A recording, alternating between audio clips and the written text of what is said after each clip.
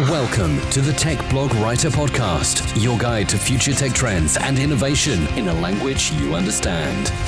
Now, over to your host, Neil Hughes.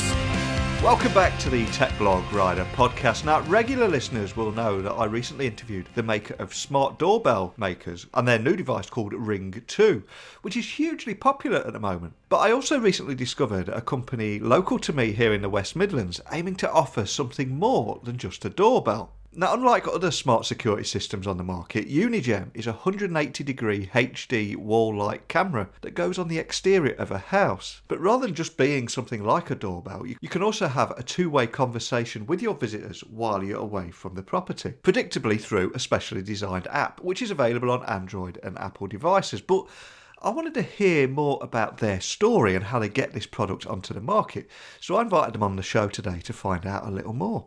So buckle up and hold on tight, because I'm going to beam your ears all the way to Birmingham here in the UK to speak with Carty, Director of Unijem. So a massive warm welcome to the show, Jay. Can you tell the listeners a little about who you are and what you do? Hi Neil, well my name's Carty and I'm the CEO/inventor/designer here at Unijem, and at Unijem I'm the main guy for designing and creating the unique products that we will be developing. Now, unlike other smart security systems on the market, my understanding is Unijem is a 180-degree HD wall light camera that goes on the exterior of the house. But the first thing I thought when discovering Unijem was this is possibly a lot more useful than the Ring doorbell that's doing really well at the moment. But for anyone listening that's hearing about you for the very first time, can you offer an overview of exactly what this product is and what makes it unique from all those other solutions on the market? Yeah, great question, Neil. Well, I mean, the Ring doorbell is a very great doorbell. But for me, the reason why we created the Unijem wall light was we wanted something that was a bit more than a doorbell. With the Unijem light, first of all, it's an actual wall light, so it goes on the front of your home. It's a nice looking modern design wall light, but you're able to turn the light on and off from anywhere in the world. So if you're on holiday, you can turn it on to make it seem like someone's home when they're not. You can set schedule timing, so it can come on at 7 o'clock in the evening and turn off at 2 o'clock in the morning. As well as having that, it's going to have a built-in siren. So if you see anyone on your driveway through the 1080p HD camera, you can automatically and remotely turn it, activate it. And it's got a built-in intercom, so you can have a two-way conversation with anyone at your door. And it's got a 180-degree pan electronic viewing range. So what this means is you're able to actually view 180 degrees from our wall light, from the app, left, right, up and down, without manually adjusting the camera. Now, my wife still insists on using those old dials. Remember those old dials that you plug in the wall and you have to turn round and intricately push down the taps? Exactly. Oh. I mean, the good thing with the Unijem light is, as I said, it's all done via the app. You can scroll left, right, up, down. There's no need to actually manually adjust anything. So I've got to ask, what was the story behind Unijem and what was the inspiration behind you going out there and creating this product? I mean, again, when setting up the Unijem company, the first thing that I wanted to do and what I plan to do is I actually want to make products that I need myself. So I'm always on holiday with my wife and my children. And whenever I go away, I'm always asking my family members to come round to turn the lights on and off and to keep an eye on the car in the driveway. So I thought I need something, as well as talking to someone through the door, like the doorbell, which is great. I actually want to give the impression that I'm actually at home when I'm not, and also keep an eye on the driveway. So that's where the Unijem idea came from. Now, you also started a Kickstarter campaign, which I've been monitoring from the sidelines here, and it was doing really, really well. But then I noticed, even though you had plenty of time left to fund it, and it was nearly funded anyway, you pulled it from the platform. So why was that? I mean, did you decide a different approach was needed, or that Kickstarter wasn't the right fit for you, or what you wanted to achieve? Actually, the reason why we pulled it was because we used a PR company. Yeah. And while we was live, the PR company didn't actually get to do what they was meant to do. The one thing I realized with Kickstarter is no matter how great your product is, you still need a good run of PR up until you actually go and Kickstarter. And it's kind of like a bittersweet story regarding our Kickstarter, because we was, nearly 50% funded with quite a long time left to go. Yeah. And we did pull it, but the reason being is, we felt like because we got 50%, nearly 50% funded without any PR, it'd be best to get the PR in place and actually do it again when we've got the whole plan in place, so we can give it the best push it needs. No, I don't blame you at all. I have spoken to so many startups all over the world that have that same story, because I think a lot of people listening may think that you create an ad video, you load up your Kickstarter page, and then you hit go. But a lot of the successful ones that I hear, there's a very carefully orchestrated campaign, and there's people in the bag ready as soon as you hit that publish button. There's a lot more thought required that goes into these things, isn't there, that people probably realise? Exactly, and that's something that we realised ourselves when we launched our Kickstarter.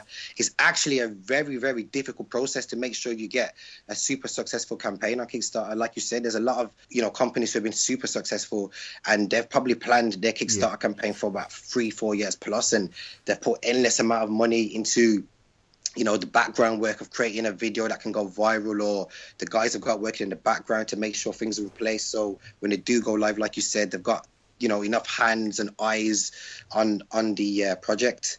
So where do you go from here? I mean, how are you funding the project, and where's the next step? Are you going to go with Kickstarter again, or maybe try Indiegogo? Or I mean, this is what we're thinking. I mean, the first thing is we're thinking of either relaunching our Kickstarter, like I said, with the correct PR plan and marketing plan in place to actually give the product that extra boost, and if not, we're going to manufacture ourselves, sell directly, get in there with retailers, and then work on some of the other ideas we've got and probably put that on Kickstarter. Because I've got a few other different businesses anyway.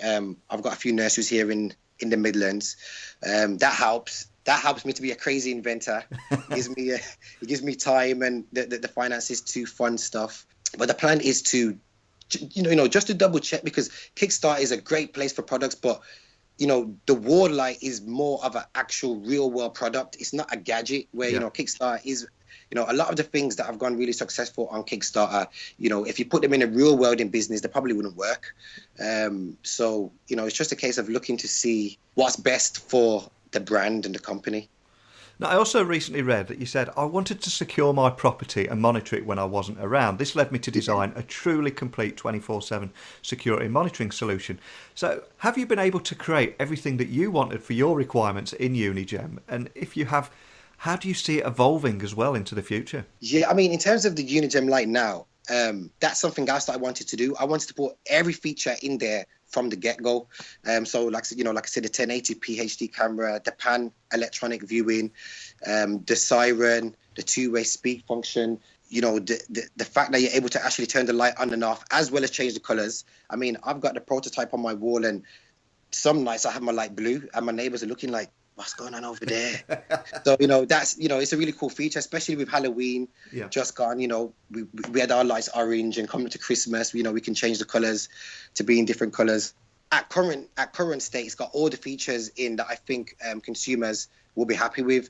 If in the future a new form of technology comes out which we can implement, then of course we will re-evaluate the light and implement any new features. But because we've got so many ideas here at Unijem, every product that we make, we want to make it the final product and as best as it can be, and move on to the next product. Because a lot of companies, they make, for example, let's say a security light, and they will launch it with 720p HD, and then next year they'll say, oh, we've made a new version, it's 1080p HD, and then expect customers to buy again. We're just going to do it all with great features from the get-go and leave it as that. Fantastic. Now, as a serial entrepreneur that has experienced those incredible highs and lows, what are the most significant lessons that you've learned along the way that you could pass on to anyone listening today that's at various stages of their startup journey? Yeah, definitely. The most important thing I've learned is gut feeling that inner you is never wrong.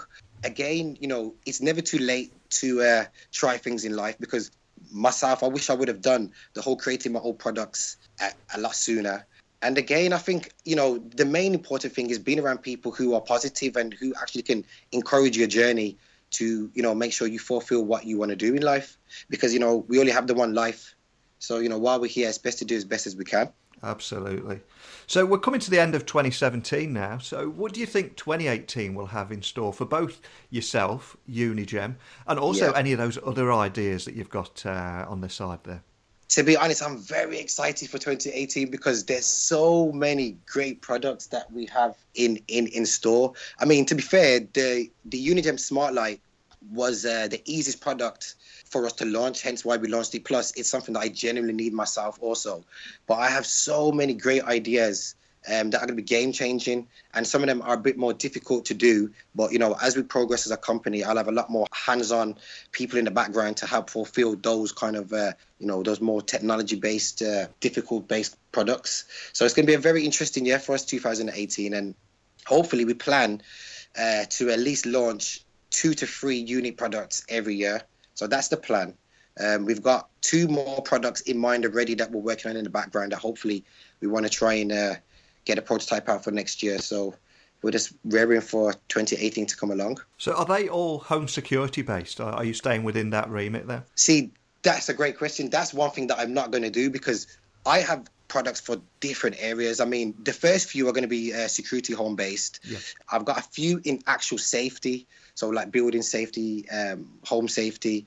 I've got a few in like AR and VR. There's a few ideas in mother and baby products that I've got a few ideas in.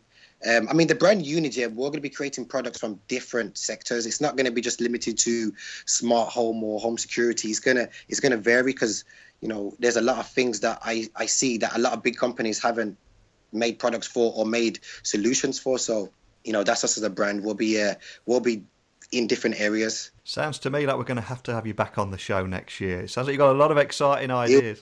It will be good to be on the show next year just to show the growth and the progress of where we've come from. So before I do let you go though, can you point the listeners in the direction of your website, social channels, and also how they can reach or contact you or your team if they have any questions about what we've talked about today? Yeah, you can get more information on the Unijem Smart Light at www.unijem.co.uk.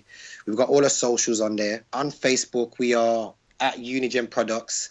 On Twitter, we are same at Unijem Products. Yeah, that's us for the socials for now.